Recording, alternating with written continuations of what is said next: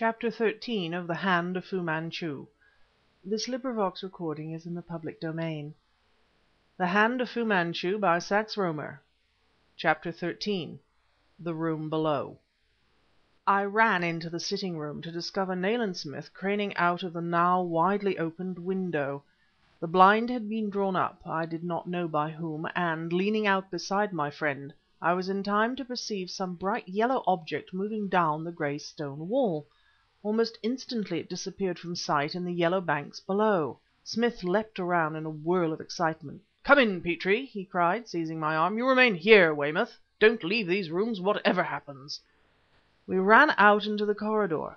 For my own part, I had not the vaguest idea what we were about. My mind was not yet fully recovered from the frightful shock which it had sustained, and the strange words of the dying man, the golden pomegranates, had increased my mental confusion. Smith apparently had not heard them, for he remained grimly silent, as side by side we raced down the marble steps to the corridor immediately below our own. Although, amid the hideous turmoil to which I had awakened, I had noted nothing of the hour, evidently the night was far advanced.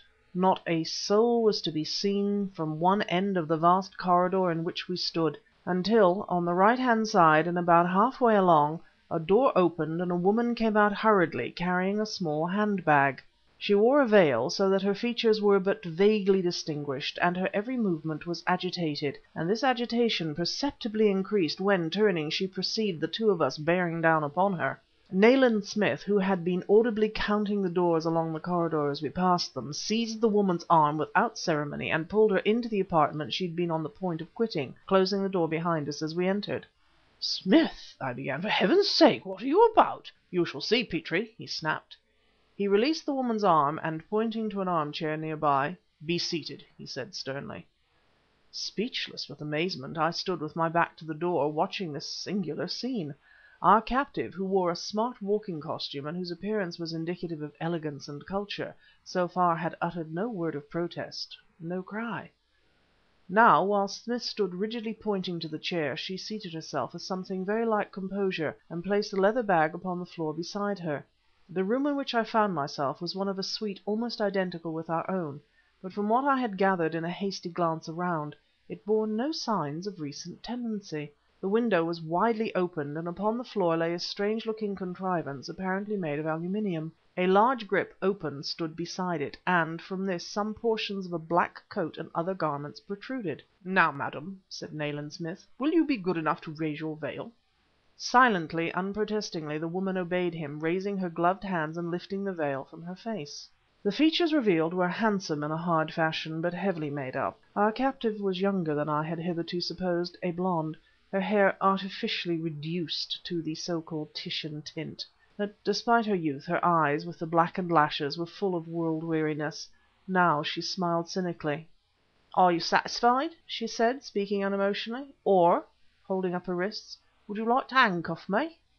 Nayland Smith, glancing from the open grip and the appliance beside it to the face of the speaker, began clicking his teeth together, whereby I knew him to be perplexed. Then he stared across at me.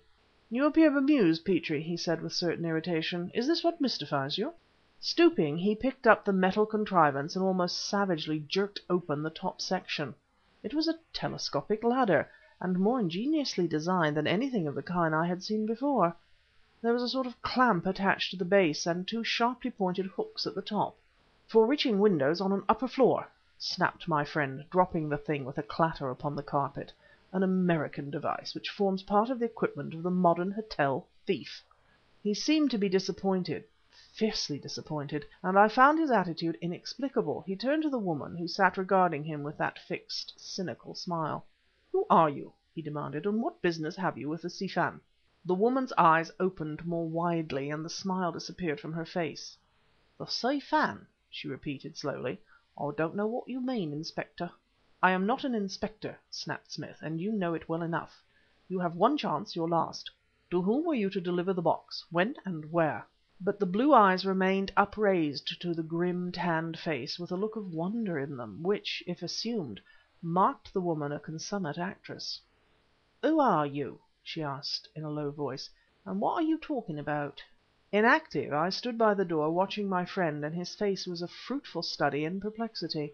He seemed upon the point of an angry outburst, then, staring intently into the questioning eyes upraised to his, he checked the words he would have uttered and began to click his teeth together again. "You are some servant of Dr. Fu-Manchu," he said. The girl frowned with a bewilderment which I could have sworn was not assumed. Then, "You said I had one chance a moment ago," she replied, "but if you referred to my answering any of your questions, it is no chance at all. We've gone under, and I know it, and I'm not complaining, it's all in the game. There's a clear enough case against us, and I'm sorry." Suddenly, unexpectedly, her eyes became filled with tears, which coursed down her cheeks, leaving little wakes of blackness from the make-up upon her lashes. Her lips trembled and her voice shook. "I'm sorry I let him to do it. He'd never done anything, not anything big like this before, and he never would have done if he'd not met me." A look of perplexity upon Smith's face was increasing with every word that the girl uttered. "You don't seem to know me," she continued, her emotion growing momentarily greater, "and I don't know you, but they will know me at Bow Street. I urged him to do it, when he told me about the box today at lunch. He said that if it contained half as much as the Kurin treasure chest we could sail for America and be on the straight all the rest of our lives." And now something which had hitherto been puzzling me became suddenly evident.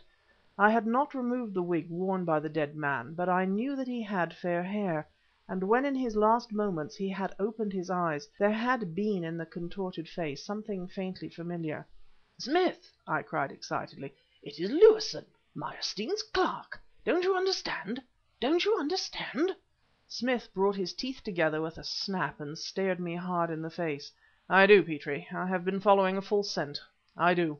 The girl in the chair was now sobbing convulsively. "He was tempted by the possibility of the box containing treasure," I ran on, "and his acquaintance with this lady, who is evidently no stranger to felonious operations, led him to make the attempt with her assistance. But—" I found myself confronted by a new problem. What caused his death? "His death!" As a wild hysterical shriek the words smote upon my ears. I turned to see the girl rise tottering from her seat. She began groping in front of her blindly, as though a darkness had descended. "You did not say he was dead?" she whispered. "Not dead? Not—" The words were lost in a wild peal of laughter. Clutching at her throat, she swayed and would have fallen had I not caught her in my arms. As I laid her insensible upon the settee, I met Smith's glance. "I think I know that too, Petrie," he said gravely. CHAPTER 14